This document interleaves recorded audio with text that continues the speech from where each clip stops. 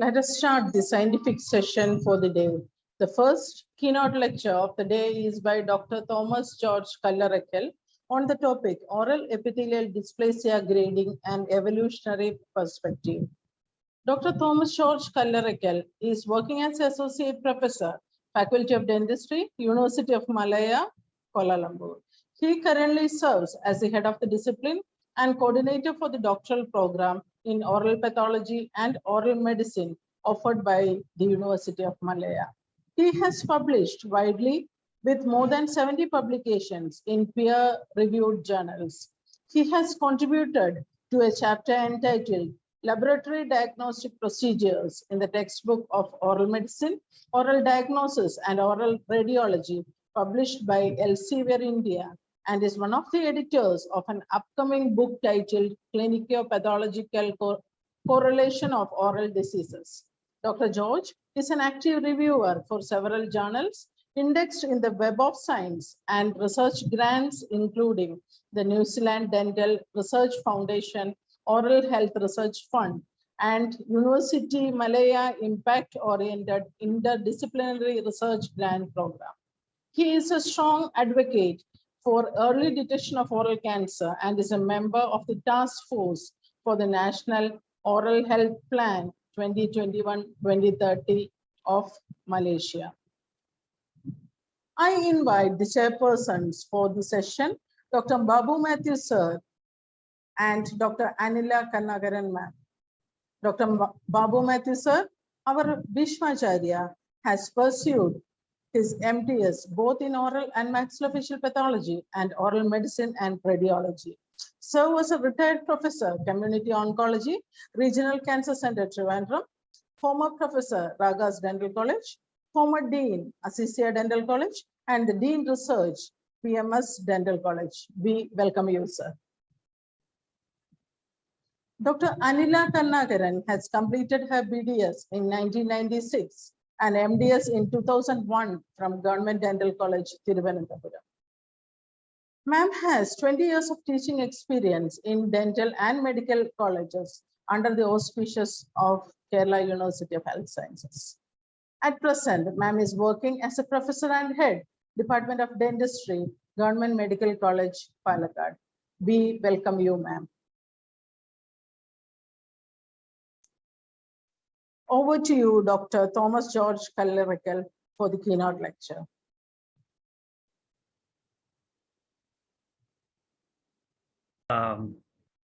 Conference of the KSOMP. It gives me great pleasure to be here. It's particularly like a homecoming for me. I'm actually in the midst of my beloved teachers, sir, and people that I have looked up to, like Babu Matthew sir.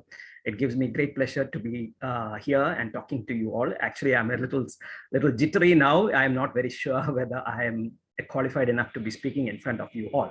And it also gives me great happiness to connect with my seniors like Dr. Anila and my junior colleagues like Dr. Sunil. Thank you once again for inviting me here. Right, now kindly allow me to share my slides first.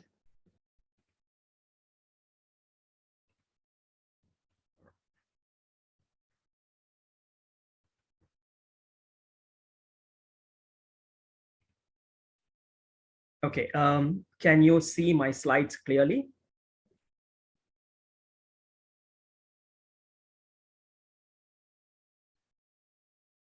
Are you able to see my slides? Are you able to see my screen? Yes, sir, we can see it. Okay, right. Thank you, Anina. Thank you. Okay. The topic for my keynote today is oral epithelial dysplasia, grading and evolutionary perspective. And I basically decided to speak along these broad headlines, give you a brief introduction. Probably, I think nobody will need an introduction to oral epithelial dysplasia. We have been doing that for years now, but I thought it might be good for particularly the trainees who are here. And I will also give an overview of the OED or the oral epithelial dysplasia grading systems, the scope of the problem that we have, particularly related to oral epithelial dysplasia grading. The ongoing research, I would like to shed a little light on the kind of research that I'm involved in, particularly with regards to oral epithelial dysplasia, and a brief conclusion. Right. So this is where I am currently stationed at. I work at the University of Malaya, and University of Malaya is actually the oldest, and it is the premier university in National University of Malaysia. And yes, we are located in Kuala Lumpur, and we have a very beautiful campus that's situated right in the heart of Kuala Lumpur, and it spreads over an area of almost 650 acres. And as you can see from the architecture of the buildings, like we have a blend of contemporary or colonial architecture, and also new buildings, as you can see in the background. Now, this is our dental school. We are now into our 50th year. The dental school was started in the year 1972, and we are celebrating a golden jubilee this year. So as you can see here, we have it's a composite of two buildings. The one that you see on the left, the 3-floored one, is where we house our undergraduate clinics primarily, and lecture halls for the undergraduate teaching. And what we see on the right, the tall building, is the postgraduate tower, primarily dedicated for postgraduate clinics, and with 2 levels, like level 7 and level 6, 7, and 6 and 7, primarily dedicated for only for research. Right. Okay. So now coming to the talk, or coming to the topic of my lecture today. Yes, dysplasia literally means anomaly, an anomaly characterized by atypical epithelial proliferation. All right, and as you can see, it's derived from two words. It's the origin of the word dysplasia is from Greek, and it's derived from 2 words: dys, which refers to bad, and plasis refers to formation. So we are talking about a condition where there is an abnormal or atypical epithelial proliferation, eventually resulting in a lesion that is characterized by disturbed differentiation and maturation. And we all know that epithelial dysplasia is a histological diagnosis. There is no clinical equivalent for epithelial dysplasia. It can manifest in a wide variety of oral potentially malignant disorders. You can see oral epithelial dysplasia in submucous fibrosis. You will see oral epithelial dysplasia in homogeneous leukoplakia, or in non-homogeneous leukoplakia, like what we see in the pictures in the slide. Now, regarding dysplasia, there are other terminologies that are synonymous with dysplasia. So, for example, you might have heard about, or we all know about cervical intraepithelial neoplasia or squamous intraepithelial neoplasia, primarily used to refer to dysplastic lesions in the cervix. And then we have OIN, or oral intraepithelial neoplasia, that also is synonymous for dysplasia. And squamous intraepithelial lesion, which primarily refers to dysplastic lesions in the larynx. So these are synonymous terminologies, and they all refer to dysplasia, but dysplasia at different sites of the body, except for oral intraepithelial neoplasia, which was introduced in the year 2002. And that is, but that's not gained much of popularity. Now, the latest edition of the World Health Organization classification of tumors, or the WHO Blue Book, as we call, which is to be released in the year 2022, defines dysplasia as a spectrum of changes, which includes architectural changes and cytological changes. And these changes result from accumulation of genetic alterations, eventually resulting in a range of potentially malignant disorders that we discussed just earlier. And these lesions, which manifest epithelial dysplasia, have a risk for malignant transformation. Now, in spite of all the molecular advancements, histopathology still remains the mainstay for diagnosis of dysplasia. And also, histopathological grading of epithelial dysplasias still is the principal criteria for assessing whether a particular lesion, particular OPMD or oral potential malignant disorder has got a risk for malignant transformation. Now, when we talk about an oral epithelial, I will now refer to as OED for short. Yeah, when we refer to an OED grading system, we expect it to have some specific attributes, right? Because we are using the system to predict whether a particular lesion has got a risk for malignant transformation. So definitely it needs to have some basic attributes, and these basic attributes can broadly be summarized as these. So it should be clinically relevant, meaning to say when we say that a particular lesion is dysplastic, now it should give a definite indication to the clinician as to whether he should treat the lesion either surgically or non-surgically, or he should opt to not treat, to just wait and watch. Now, it should be reproducible. Now, we always talk about inter-rater variability, intra-rater variability, among pathologists. So that's one of the drawbacks of the currently used dysplasia grading systems. I will talk about that in a little detail later. So it needs to be reproducible.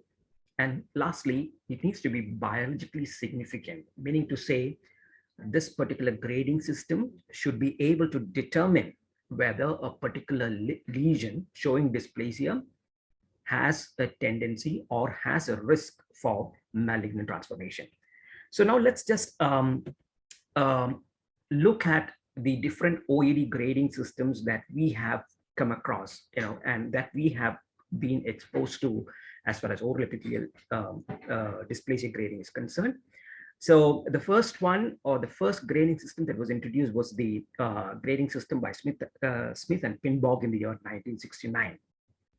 And this was essentially used the same criteria for grading dysplasia in the cervix. So the cervical intraepithelial neoplasia grading, or the CIN, was introduced in the year 1968, and subsequently in 1969, Smith and Pinbog introduced the OED grading system, which is based on a photographic method.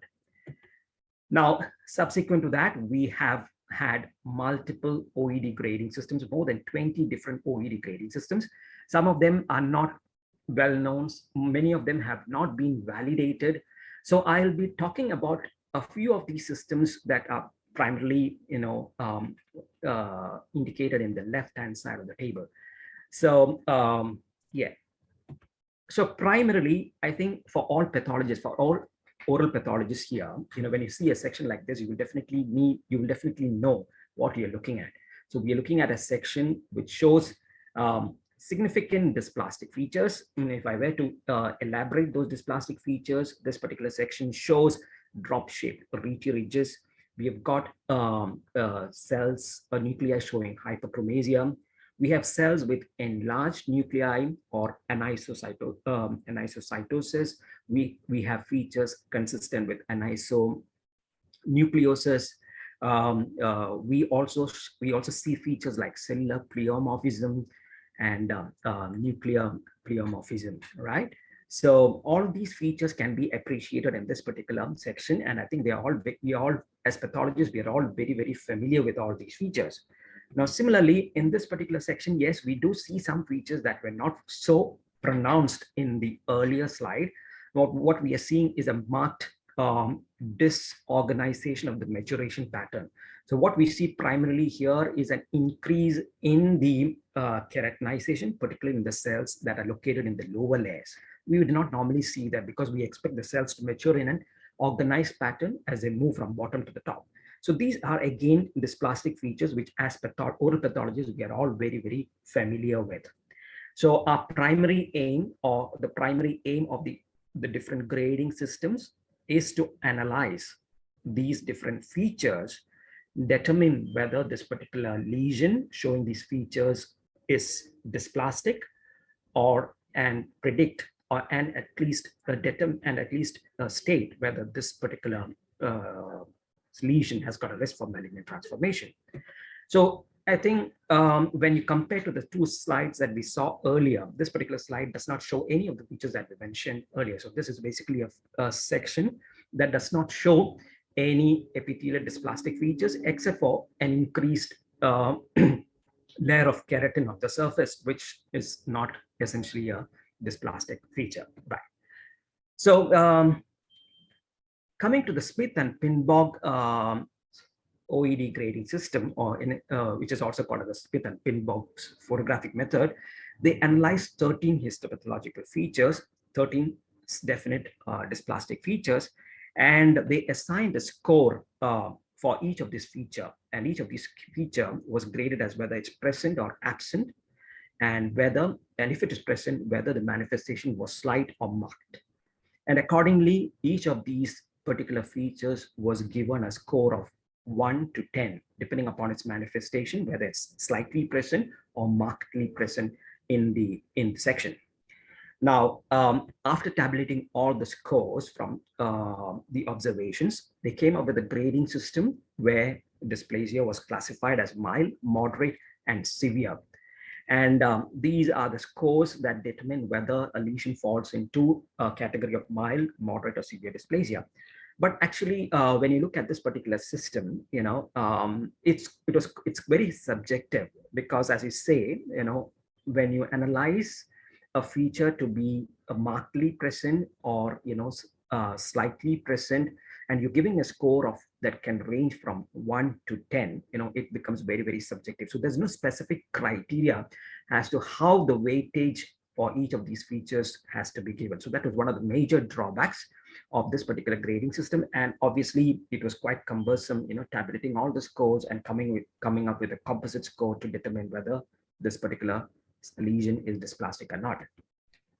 Now, this is the Ljubljana method, that was actually proposed in the year 1971 to grade laryngeal dysplasias, but it was later adopted or adapted to grade oral epithelial dysplasia. And as you can see, there are different grades for oral epithelial dysplasia according to this particular classification system, starting from simple hyperplasia to abnormal, atypical, and finally carcinoma in situ. So if you look at the details of this particular grading system, there was a lot of significance or weightage given to the proliferation of the basal and the parabasal cell compartment. As you can see here, abnormal hyperplasia was primarily decided on whether or decided upon the status of the cells in the basal and the parabasal compartment. So that was not probably a very good idea, because right now we know that we don't consider basal cell hyperplasia to be a dysplastic feature. It's not included in the WHO criteria for dysplastic features. Now, according to this particular grading system, yes, the dysplasia was classified as simple hyperplasia, abnormal hyperplasia, atypical hyperplasia, and carcinoma in situ. And one advantage for this particular system was that it probably gave an idea to the clinician as to what should be the treatment options. So for example, if a particular patient was diagnosed with either simple hyperplasia or abnormal hyperplasia, the protocol was to not treat but just follow up the patients. On the other hand, if the diagnosis was atypical hyperplasia, it was primarily again decided to follow up the patients very closely to see whether there is any progression to severe atypia. And only carcinoma in situ, only lesions diagnosed as carcinoma in situ required surgery or radiotherapy. So that was a pretty pretty clear about what should be the treatment protocol for patients diagnosed with these different grades of lesions. But actually, again, as I mentioned earlier, there was a lot of weightage that was stressed on the basal and parabasal compartment, particularly the hyperplasia component, and it became a little problematic for grading lesions like submucous fibrosis, which usually manifests as an atrophic epithelium, and also cases of oral lichen planus where it would also manifest as an atrophic epithelium. So it was found that this particular grading system may not be quite useful in grading submucous fibrosis or determining epithelial dysplasia in submucous fibrosis or oral lichen planus. Now, Brothwell in 2003 came up with another grading system, and they simplified it down to only 4 features. Like what we started off as 13 features initially by Smith and Pinbog was basically cut down or restricted to only 4 distinct dysplastic features, which were as indicated in this table. And they graded dysplasia as mild, moderate, severe, and carcinoma in situ.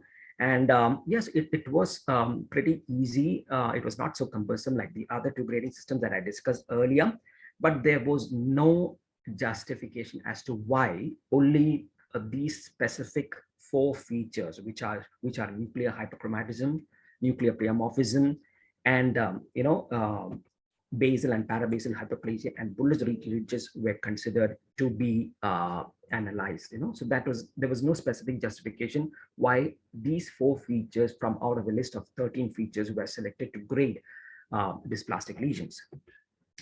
Now, in 2005, this particular grading system called the squamous intraepithelial neoplasia grading was introduced, and it is actually an adaptation of the original CIN, or the cervical intraepithelial neoplasia, that was introduced in the year 1968.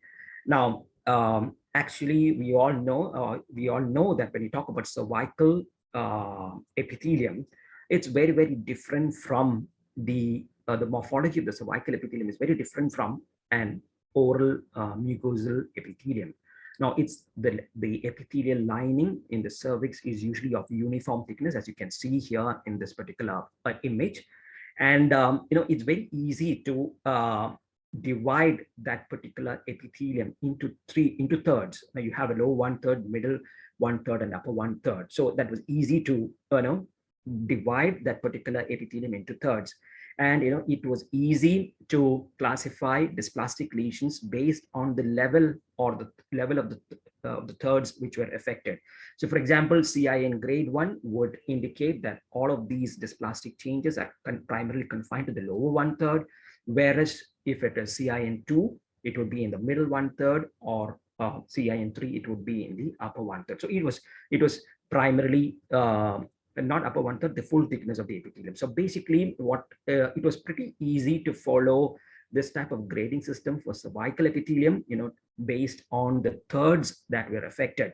But if you try to adapt that into an oral mucosal epithelium or oral epithelium, it probably may not work so efficiently. As you can see here, when I attempt to divide this oral epithelium into thirds, it doesn't probably reflect the same way as it is for cervical epithelium. And moreover, there was another observation. It was seen that in oral mucosa, particularly, they're in spite of having a lot of dysplastic features in the lower layers of the epithelium, the superficial cells would still show some degree of maturation or keratinization, or even abnormal keratinization. Now, that particular aspect was never seen in the cervical epithelium. Now, in the cervical epithelium, as you can see here, when you see all these dysplastic changes occurring in the lower 1/3, now it eventually progresses. It's got a sequential way of progressing. It initially involves the lower 1/3, then actually progresses to the middle 2/3, and then finally to the whole thickness of the epithelium.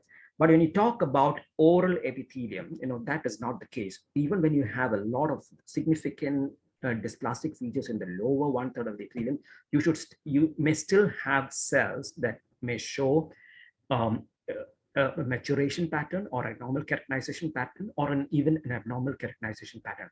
So that is when they decided there has to be a modification in this particular grading system, and they introduced these 2 categories, which is called as hyperplastic keratinizing squamous intraepithelial neoplasia, or keratinizing dysplasia, and atrophic squamous intraepithelial neoplasia, or dysplasia. So I'll just show you what exactly what I'm trying to refer to. So yes, as I mentioned, they introduced 2 different classifications, 2 different forms of dysplasia. We've got the hyperplastic form now, and the atrophic form, which is not seen in the cervical, or which is not part of the cervical intraepithelial neoplasia grading system. And accordingly, this probably would refer to a lesion where we can classify it as a hyperplastic keratinizing squamous intraepithelial neoplasia or keratinizing dysplasia. Now, as you can see here, the lower 1/3 and also the upper 2/3 of this particular epithelium shows dysplastic features. You can see a lot of, basal and parabasal hyperplasia. You can see nuclear hyperchromasia, all that is restricted to the, almost up to the middle 1/3 of the epithelium. But at the same time, you can see that the cells on the surface still have a very normal maturation or keratinization pattern. So that is not actually disturbed. Whereas when we talk about atrophic squamous intraepithelial neoplasia or dysplasia, now you have an epithelium that is generally very thin or atrophic, and you still can see all the dysplastic features confined to the lower 1/3 and almost extending up to the middle 1/3, whereas the superficial cells still show a really normal maturation pattern. Now, in contrast to what we see here, you see the epithelial maturation pattern is totally disturbed. Still be a keratinizing dysplasia, but a higher grade of keratinizing dysplasia.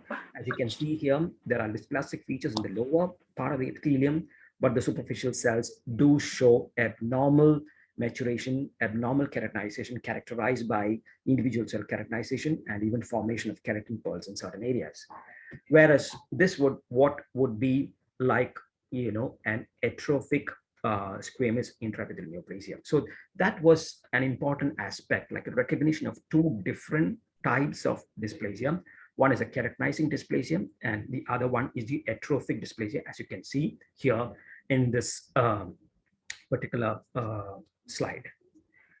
Now, so the importance of recognizing keratinizing dysplasia was that, was based on the observation that many of these lesions which had maturing cells or keratinizing cells in the superficial aspect, but this, lot of abnormal features or a lot of dysplastic features in the lower 1/3 still could still transform into a malignancy. So that was the reason why they decided to, modify this grading system and introduce the two new terminologies, which is keratinizing and atrophic squamous intraepithelial neoplasia or dysplasia. Now, the Japanese Society for Oral Pathology subsequently introduced the oral intraepithelial neoplasia grading system. Now, if you refer to, now they have actually come up with a specific guideline on how these different features are to be analyzed, how, what are the manifestations, what are the clinical manifestations of these different, grades of dysplasia. But unfortunately, many of these articles are in Japanese. So you may have a tough time, trying to understand more clearly about how these are clearly described there.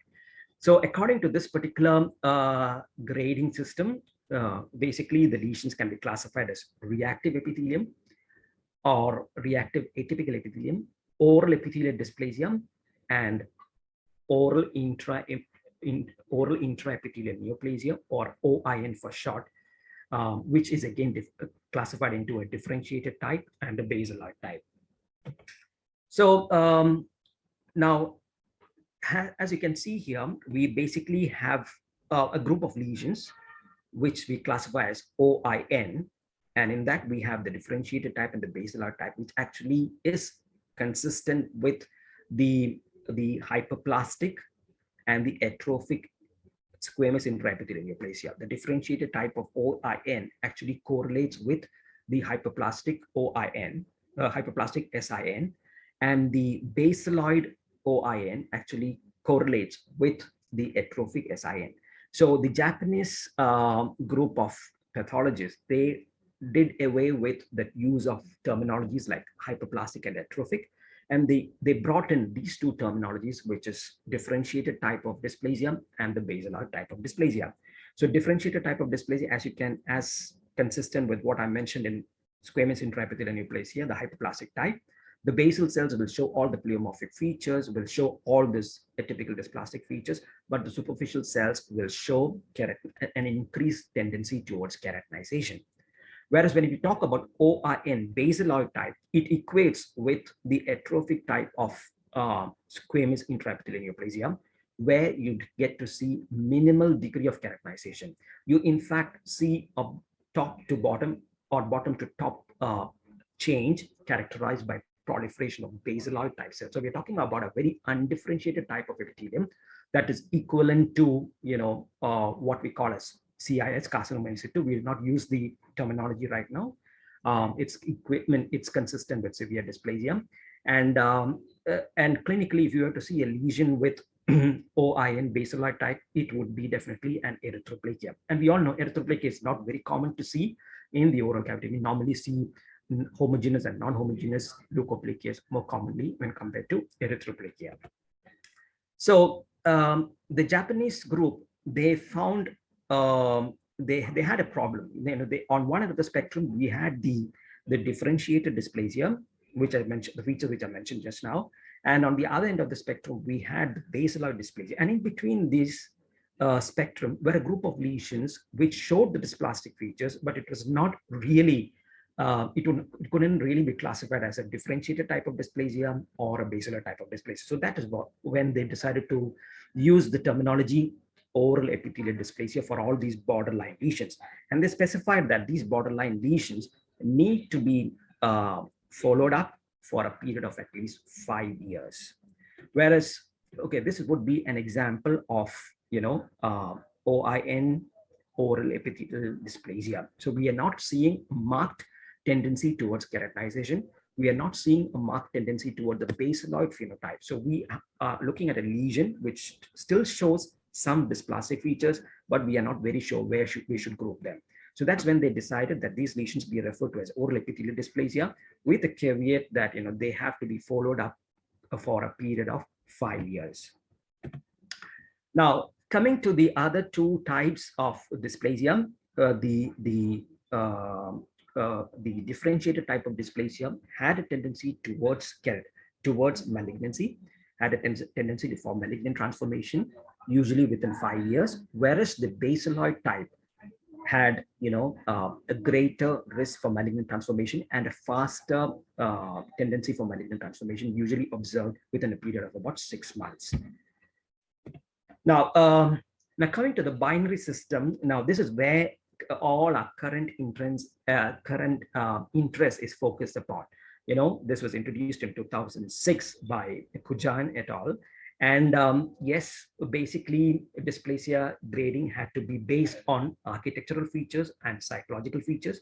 And these features that were used were essentially the same features that were used in the WHO 2005 grading system. Now, the binary system actually classified the lesions into 2 categories. You've got a high-risk lesion and a low-risk lesion. And the classification, the diagnostic cutoff was rather simple. If you had 4 architectural features and 5 psychological features, that particular lesion could be characterized as a high-risk lesion. On the other hand, if the particular lesion only had less than 4 architectural features or less than 5 psychological changes, it could be classified as a low-risk lesion. Now, yes, the reason why there's so much of interest in the binary system is because of these values, as you can see here, good sensitivity, good specificity, positive predictive value, and so on. And more importantly, if you look at the table, at the bottom table, you can see that many of these cases, which were classified as moderate dysplasia, this particular system could actually predict exactly the number of cases of moderate dysplasia that would transform into a malignancy. So that was one of the advantages, because there was this gray area. We had these cases under moderate dysplasia. We did not know whether they would regress or whether they would progress.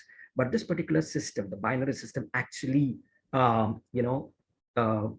enable or actually made that a little more easier. It could predict whether these cases of moderate dysplasia could transform into a malignancy. Now, but there are quite a lot of questions that need to be answered regarding this binary system. When we talk about classifying a lesion as a low-risk lesion, the diagnostic cutoff is less than 4 architectural or less than 5 cytological abnormalities. Now, why is it done that way? Whereas when we classify a lesion as high risk lesion, it has to be 4 architectural and 5 cytological abnormalities. When it comes to a low risk lesion, it is either one of the two. So either architectural or either cytological abnormalities. No specific explanation as to why that was done, right? And the binary system actually used the criteria, the dysplastic criteria that were actually used in the 2005 WHO grading system. So it has been modified, that we have a 2017 WHO Oed grading system where a couple of new features have been added. So it is definitely a need to be reassessed whether the binary system can perform equally well when we use the criteria proposed or specified in the WHO 2017 grading system. Now, so the reason why the binary system performs well, we do not really know what is happening there, but yes, there are a lot of positive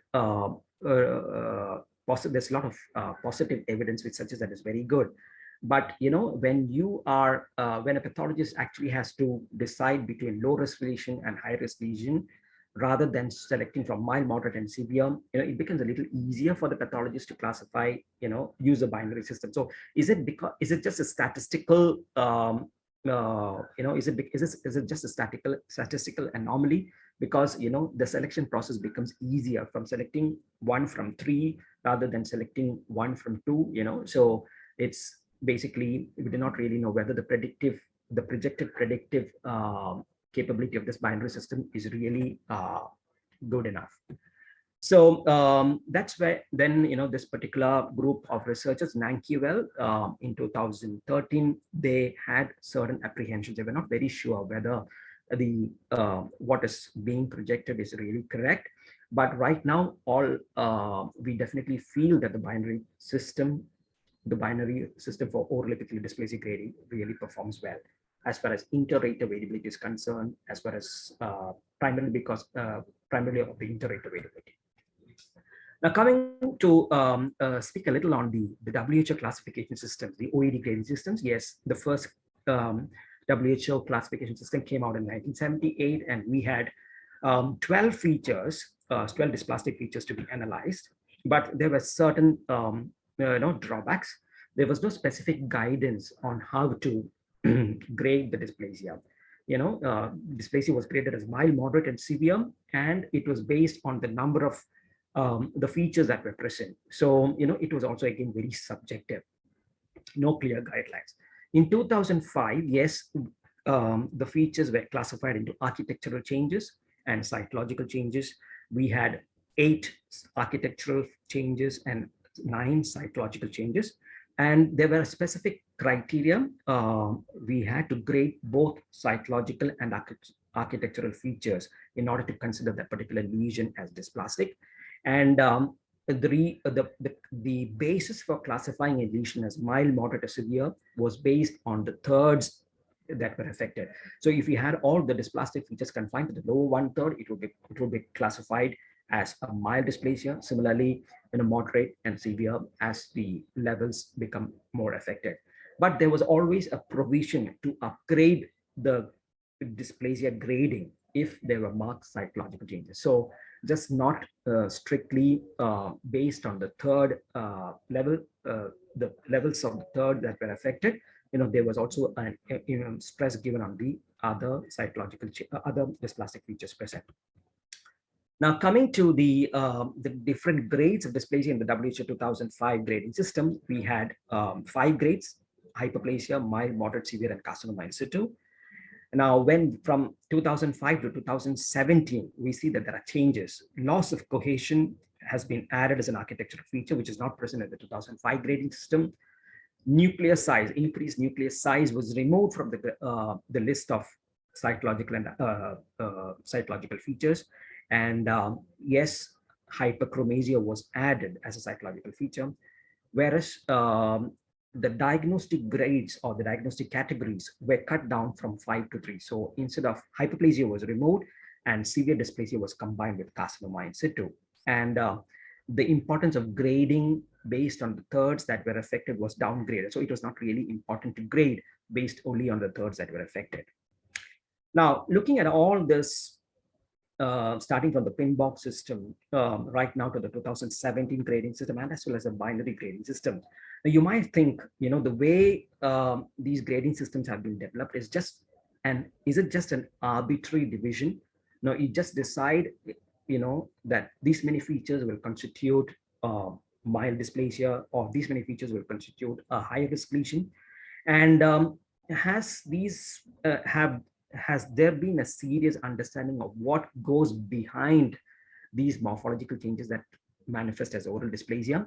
So unless we identify that, or unless there is a clear understanding of what is happening behind these phenotypic changes, any systems, any grading system would probably be just artificial, because we just decide, okay, so many features you grade it as mild, so many features you grade it as moderate dysplasia, right? Okay.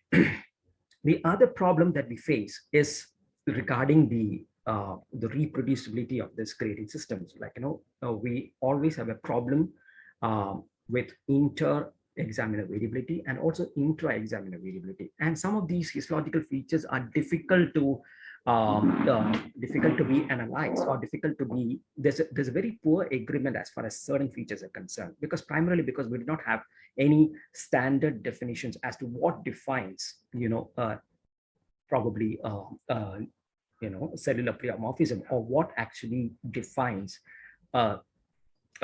loss of cellular cohesion. So if you look at the literature, there are certain features that have very poor, agreement. So for example, irregular epithelial stratification, certain different observers have different views on irregular epithelial stratification. Similarly, loss of basal polarity, atypical mitotic figures, nuclear pleomorphism, hyperchromatism. Even hyperchromatism had poor, inter-observer agreement. So, it probably could be that, we are not sure how to define these specific features, or what actually defines, or there's no standardized definition for these individual dysplastic features. So a way to overcome that probably would be a consensus reporting. Now, there are several departments, that follow a consensus reporting. So any case of oral epithelial dysplasia that is signed out will be based on a consensus reporting which is based on all the pathologists in the department. So I think it's been a practice in many of the departments, and we are also starting to follow that, very soon. So any oral epithelial dysplasia, any case with a diagnosis of oral epithelial dysplasia, before signing out, it will be based on a consensus, reporting. Now, to overcome the problem, or to understand how we could tackle the problem, we organized a workshop last month. This was a virtual workshop actually, and we conducted this workshop over 3 phases. Now, it was open to all pathologists, all oral and maxillofacial pathologists registered with the Malaysian Dental Council. And the inclusion criteria was that they should have at least a 1-year experience in reporting epithelial dysplasia and OPNDs. So the reason why we decided to have this workshop, yes, the underlying problem, the inter and intra-observer variability. And if you look at this, the current literature, there's not one single paper, there's actually only one single paper that has been published, which compares the binary grading and the 2017 grading system. So we decided to go ahead with this workshop, primarily to address a couple of our research questions, to see whether there is a good level of consensus between the 2017 WHO grading system and the binary grading system, and also to see whether calibration, whether calibration of oral pathologies would improve the reproducibility. So that's why we had this workshop over 3 phases. So phase 1, we distributed all the cases to the participants, And subsequently, 2 weeks after that, in the phase 2, sorry, 10 days after the phase 1, we had the phase 2, and we discussed all the cases. Everybody, it was more of a calibration exercise. And in phase 3, they were again given another set of slides to grade. So we just wanted to find out whether the calibration exercise would improve the reproducibility, because there's not even one single paper that has been published, that looks into this aspect, whether this calibration can improve the reproducibility. Right. So this is just one of the cases that we did, that we shared with our the participants at the workshop. So the participants were provided with images, and the images were specifically annotated so that they knew where exactly to grade for oral epithelial dysplasia. And as I can see in the box here, each of these features were graded as present or absent. And finally, we would come up with a final score. As you can see, we would come up with the grading based on the WHO 2017 grading system and also the binary grading system. And just to give you a peek on what what came out of those that workshop, as you can see here, that particular case, which we thought is mild dysplasia, was graded as no dysplasia by 51.9% of the participants, whereas 18.5% of the participants thought it was moderate epithelial dysplasia. So that is the kind of variability that exists between the pathologists. So we have still to analyze the results. We need to probably soon plan to come up with a publication based on our findings from this particular research that we did. Now, another alternative that has been suggested to improve the reproducibility is to identify these specific pathological features that have a link with the pathological process, the underlying pathological process. For example, drop-shaped reteridges is associated with a disturbance in the growth pattern. We are talking about a downward and lateral growth. That's why it results in drop-shaped reteridges. Whereas in a normal growth pattern, we will see the cells moving upwards in an orderly manner. So yes, if we can identify specific features that have a link to the underlying pathological processes, then we probably could improve the reproducibility of our grading systems. Multiple distinct patterns of dysplasia. Now, in this particular section, you can see that there's one area that's highlighted in red. The bounding box in red actually indicates an area where you see more significant dysplastic features, right? And what we see on the right, within the black bounding box, is a section of the epithelium that does not show so many significant features of dysplasia as we see on the left. So when you have this kind of a pattern existing within the same section, it basically indicates, higher clonal diversity. So we're talking about multiple clones of cells manifesting, in different forms. So when you see this wide variation within the same section, that indicates clonality or greater clonal diversity. So that is an indication that this particular lesion has a greater tendency to progress. Similarly, mitosis higher up in the striatum spinosum indicates a loss of normal differentiation pattern, because we don't expect to see differentiating cells dividing, isn't it? So that's how we need to understand the processes behind these phenotypic changes. Apoptotic mitosis, spontaneous and apoptotic mitosis, again, will be an indication of chromosomal or genetic instability. Loss of cell cohesion will correlates with loss of desmosomes and probably intercellular signaling. Verrucous architecture, yes, it's been associated with high-risk lesions like proliferative verrucous leukoplakia. So it's high time that we bring this verrucous architecture into one of these dysplastic features. Keratin pearls within the deep within the ridges, indicates again a loss of maturation pattern. And enlarged, irregularly shaped or hyperchromatic nuclei indicates abnormal DNA content and chromosomal instability. Lichenoid immune response that was never again part of this, dysplastic features, probably needs to be considered. So we're talking about this kind of, pattern of inflammatory response that we see in lichen planus, but it's also a significant feature that we see in dysplastic lesions. Now, the 2022 WHO Blue Book will have a major modification in the OED grading systems. They plan to propose, they have proposed a lot of changes, and this is a concise version of what is going to be seen in the WHO 2022 Blue Book. And yes, it's very comprehensive, and I'm not very sure, whether it's going to become very complex. But the basis for this kind of grading assessment is, to relate the underlying pathological or the biological processes going on in the background that will decide the phenotype. Now, just to give an overview of what is the scope for future research. Now, this is just a publication that we came out last year. Now, it's nothing related to oral epithelial dysplasia, but it is something, it's a hot topic now. We're talking about artificial intelligence and deep learning. And we, as a group, have come out with a couple of publications which are seen here.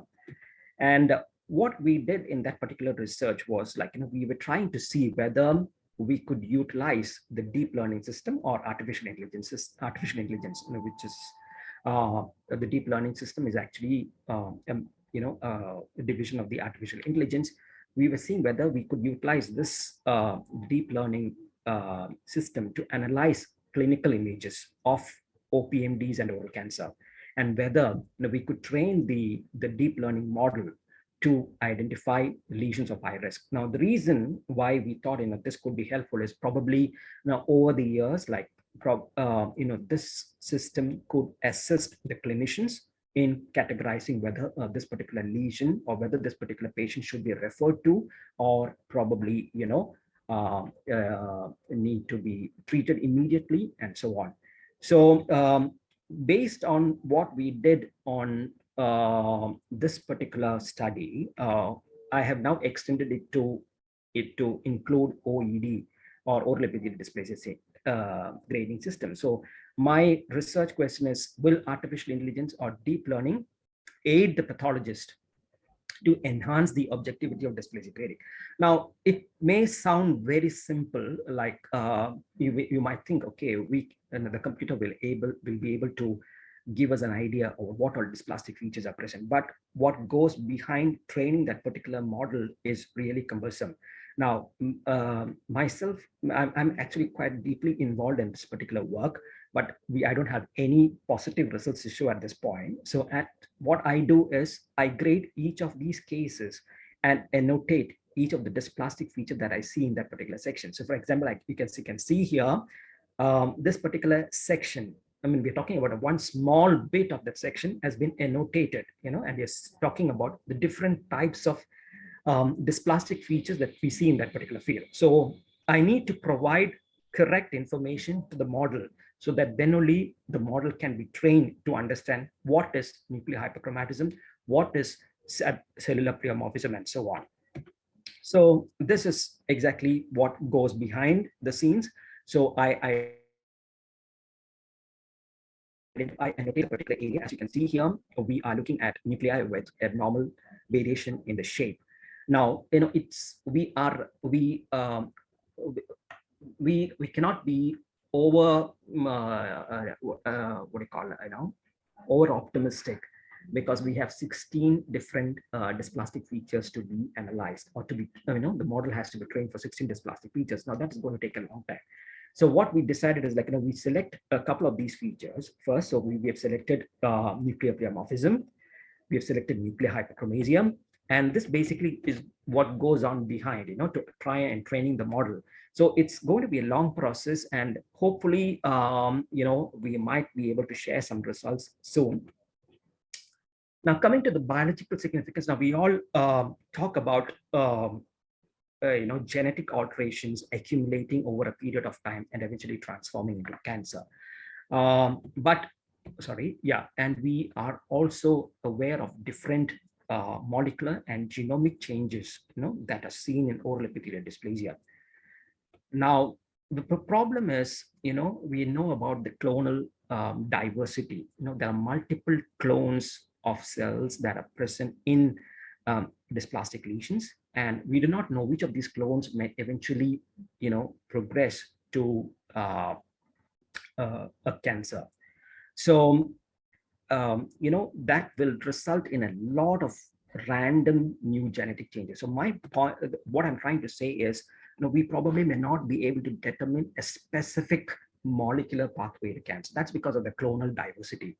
We do not know which particular clone of cells eventually might proliferate and develop into a cancer. So the clonal what do you call these clones, the development of those clones is actually very, very random.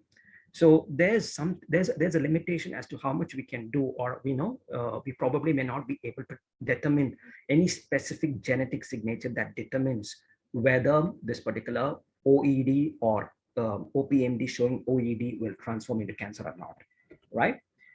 So, but there is also a lot of research that also mentions about loss of heterozygosity or LOH analysis and DNA aneuploidy that shows to be promising as far as predictive ability is concerned. So we have a lot of studies now that have been cited in the literature. This is just a summary of these different studies that have used LOH, loss of heterozygosity, to predict the risk of malignant transformation. And we do, if you look at the literature, there are actually two major studies. One is called as the EPOC trial, the EPOC trial, and the other one is the OCPL study, which have used LOH analysis to stratify lesions into high risk and low risk lesions. So it seems to be promising, but we need to still investigate. Now, just to let you know that we also in the department are also actively involved in trying to understand whether we can relate the different oral epithelial dysplastic features to LOH profiles. So trying to see whether we could, bring in some sort of a biological significance to these dysplastic features that manifest in OPMDs. So that's one active area of research that is ongoing. Now we have secured a grant to work on this, and unfortunately, I don't have any much results to share with you. So probably, hopefully, we'll be able to do that soon. So just to conclude, yes, what I would like to stress based on the review is, yes, based on the review of the literature, there's still the need to develop a more refined epithelial grading system, which is objective and which is biologically significant. So right now, none of these OED grading systems don't seem to satisfy those criteria. And secondly, we know that oral epithelial dysplasia in OSF needs to be looked at in a different view. Oral epithelial dysplasia in verrucous hyperplasia is definitely different. And yes, HPV associated dysplasia is totally different. So I have not gone into the details of those because for the lack of time. So I think these are specific areas that probably also need to be addressed, and there's a lot of research that may also be that will also need to be done in this particular area. So with that, I would like to thank you, and just to let you know that University Malaya is also in the top 100 universities of the world. It's ranked 50. It was ranked 59 last year. So yeah, that's all. Thank you very much.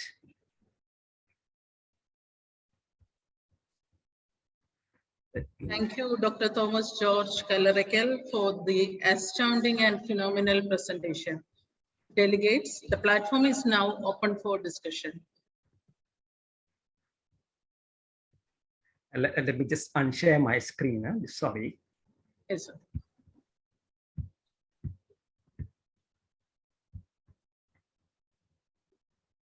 I repeat, delegates, the platform is now open for discussion. There is a question by Dr. Revati Krishna. Sir, is OED? Do you think that OED is reversible? That is her question. So, Dr. Thomas, would you like to answer? Thank you, Dr. Anila. Yes, OEDs are reversible. It can remain static.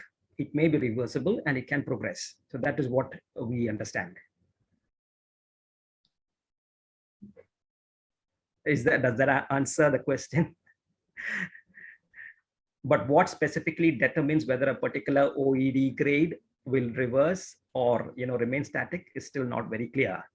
So I think it probably could be related to the clonal diversity, because we do not know which specific clones of cells may get selected and proliferate further to, progress towards cancer. So that probably may be the reason. Yeah. Another question is the role of artificial intelligence in cytological smear in oral potentially malignant disorders.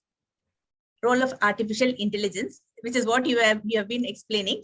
Yeah, actually. yeah, And yeah. So she wants to know the role in cytological smear.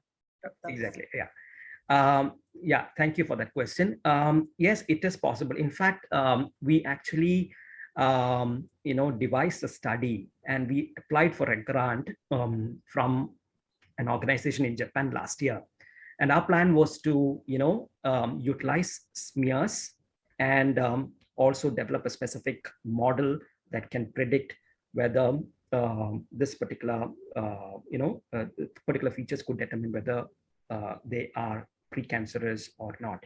But unfortunately, we couldn't pursue because, our grant application was rejected. But there are studies, which are looking into that. At this point of time, we are not doing anything on that right now. And another question is, sir, are you planning to do artificial intelligence and dysplasia lesion using WSI images? Yes, yes. All the images, what we are doing right now is we have a very strict inclusion criteria for these cases. And you all know that OPMDs are, the tissues are very difficult to come by, and when on top of that, when we have a specific inclusion criteria, it becomes very difficult. So once we have the sections, we scan it. So we have whole slide images or WSI images, and using the WSI images, we, use for artificial intelligence or deep learning model. Yeah. Another question from myself, Dr. Thomas. Now, clinically, we decide when to do a biopsy only based on the clinical appearance, whether there is any clinically, whether we feel it is going into a malignant transformation by maybe ulceration or a sudden growth or a change in granularity or of surface granularity or induration or things like that. Right. Now, do you recommend taking frequent biopsies because now we think that we can grade or predict the risk of malignancy by using histology? So even when it is a known case, when the premalignant lesion is clearly diagnosable clinically, you still recommend that we do frequent biopsies? Frequent biopsy. Okay. Right now, we have our dysplasia clinic running in our, in our faculty. So we have specific guidelines for dysplasia clinic. So what we do is, once the patients have been diagnosed with a potentially malignant disorder and confirmed with a biopsy, we keep the patients on our regular follow-up, based upon the grading of dysplasia. If it is like severe, if it is moderate dysplasia or severe dysplasia definitely need to undergo surgical resection. But in cases where it is not possible, what we do is we schedule close follow-up. So the close follow-up can range between, usually ranges within a month for these high-risk cases. Whereas for mild dysplasia, initially to start off with, the range of follow-up is usually about within a month. Within about 3 months. So once in 3 months. So at least definitely for 1 year, we maintain this follow-up. And once after that year, after 1 year, for the mild dysplasia cases, we increase the range of follow-up. Now, every time the patient comes into a clinic or we clinically examine, we document using with photographs. And we also do a well scope examination, which is an adjunct tool. Now we use a well scope. So at any time we find something suspicious, whether clinically or based on the findings from the well scope examinical we recommend a biopsy. So it is not that we periodically do biopsy at regular intervals. It's based on clinical judgment. I have a comment on dysplasia, oral epithelial dysplasias. After going through many classification, what I felt, especially after going through the 2017 classification, I am finding it very difficult to write, because there's a comment there saying that even if the dysplastic features are restricted to the basal cells, you can include it under severe dysplasias. They have not expanded more on it. So what is your take on that? Exactly, because the 2017 grading system, we have actually, they have actually downgraded the third, the grading by the thirds. So if you actually see significant dysplastic features, marked psychological changes, marked architectural changes confined even to the lower 1/3, there's a provision to grade it into a higher grade of dysplasia. So it can be a severe dysplasia also. Yes, even if it's restricted to the lower 1/3. Thank you. Babu Matthew, sir, please. Respected Babu Matthew, sir, please unmute, sir.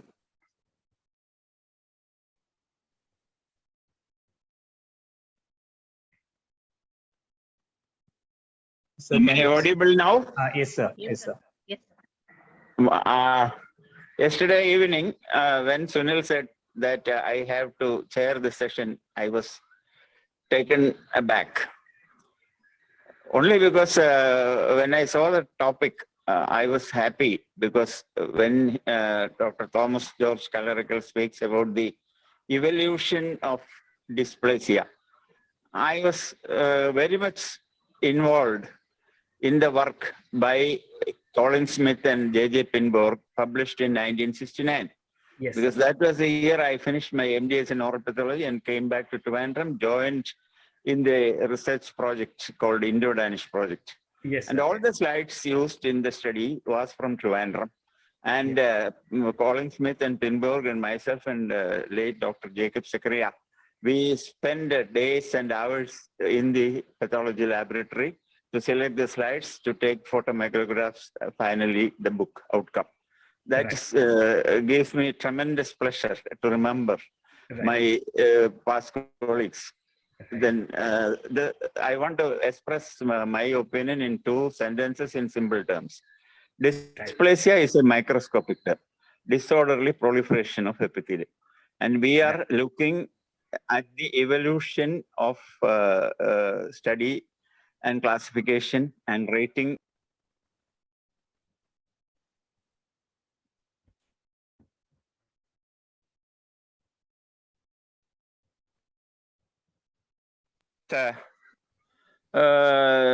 This is important to, in a way, to know the speed and rate of malignant transformation of potentially oral malignant lesions. And I agree with that. But even before the turn of the century, we were studying the molecular biology of these lesions as a predictor of malignant transformation. As in RCC, we have done the P53 expression, telomerase expression of various growth factors and other factors.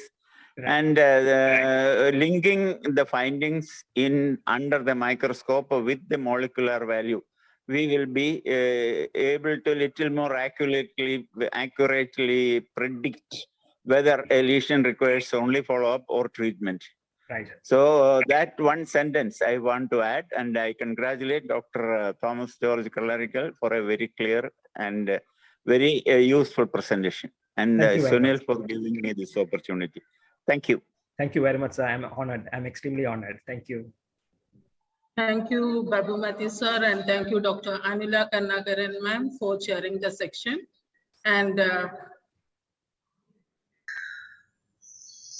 Dr. Thomas George Callerecal, kindly receive our token of appreciation. Thank you. Thank you, Dr. Thomas, for this wonderful session. Thank you very much. Thank you, Dr. Anila. Thank you very much.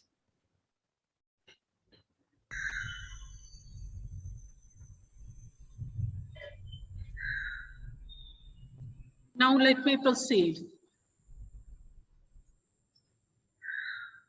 Dr. Babu Matthew, sir, and Dr. Anila Kannagaran, ma'am, kindly receive our token of gratitude.